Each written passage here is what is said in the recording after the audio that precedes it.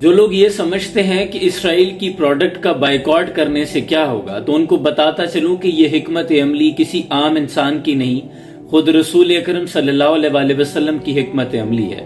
جب مرینی سے دور مدینہ منورہ سے باہر یہودیوں نے خود کو خیبر کے قلعوں کے اندر محصور کر لیا تھا، اور خیبر کے قلعے بہت مضبوط فصیلوں پر مشتمل تھے۔ اس کے آس پاس کی دیواریں اور فصیلیں اس قدر مضبوط تھی، اور اس علاقے کی ساخت ایسی تھی کہ بقیہ زمین نیچے تھی اور خیبر کے قلعے اونچائی پر واقع تھے۔ ان کی سازشوں سے تنگ آ کر جب نبی اکرم صلی اللہ علیہ وآلہ وسلم نے اپنے لشکر سمیت ان پر یلغار کی، تو مشکل تب پیش آئی کہ جب یہ اگر نیچے سے تیر بھی برساتے تو تیر لوٹ کر واپس آ جاتے، پتھر بھی پھینکتے تو پتھر واپس آ جاتے۔ کئی روز تک محاصرہ جاری رہا، لیکن یہودیوں نے تمام ضرورت کا سامان لے کر اندر قلعوں میں رکھا تھا اور خود کو محصور کر لیا تھا۔ اب باہر سے حملہ کرنا بے سود تھا۔ کئی روز تک حملے کیے گئے، لیکن سب کے سب بے سود ٹھہرے۔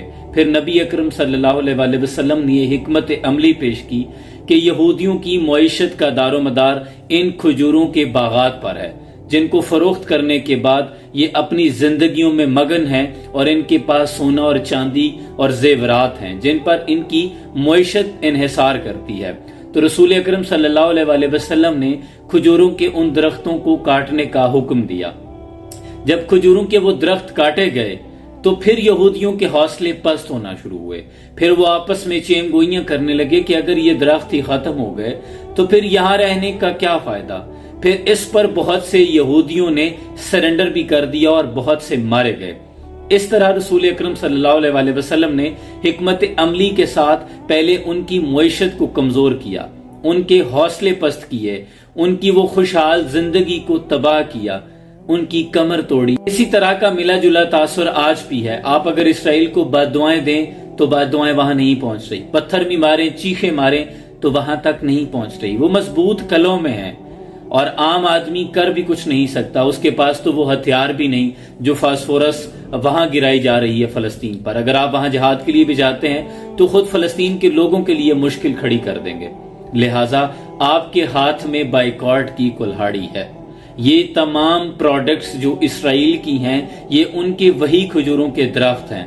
اگر آپ ان کو کاٹنا شروع کر دیں تو یقیناً اس کے اثرات ضرور پہنچیں گے۔ اس لیے ہر مسلمان کو چاہیے کہ ان تمام مصنوعات کا بائیکاٹ کرے جن کا ڈائریکٹ انڈائریکٹ تعلق اسرائیل سے ہے، اور کوشش کریں کہ یہ ساری پروڈکٹس آپ کے گھر میں نہ آئیں۔ آپ کو فلسطین کے بچے یاد آنا چاہیے، تو خدا کے لیے اتنا تو کریں۔ اللہ فرماتا ہے کہ جو مسلمان جتنی چھوٹی سی بھی نیکی کرے گا تو وہ ضائع نہیں جائے گی۔ کم از کم ہم دل برداشتہ ہو رہے ہیں، گھر بیٹھے دل جلا رہے ہیں، تو اتنا تو کریں کہ ہم ان پروڈکٹس کا ہی بائیکاٹ کر لیں۔ کوئی بھی چیز خریدنے سے پہلے گوگل پہ سرچ کریں، اگر اس کا ڈائریکٹ انڈائریکٹ تعلق اسرائیل سے ہے تو ان تمام پروڈکٹس کا بائیکاٹ کر دیں۔ میں خود ایسا کرتا ہوں، اور برانڈ نکالتا ہوں، دیکھتا ہوں آنر کون ہے، گوگل پہ سرچ کر لیتا ہوں، 1.5-2 منٹ آپ کا لگے گا، اس کے بعد آپ ڈیسائیڈ کریں یہ چیز لینی ہے یا نہیں لینی۔ تو یہ ان کے وہی کھجوروں کے درخت ہیں، ان کو کاٹنا شروع کریں۔ اللہ کریم ہماری ان نیکیوں کو بھی ضائع نہیں کرے گا۔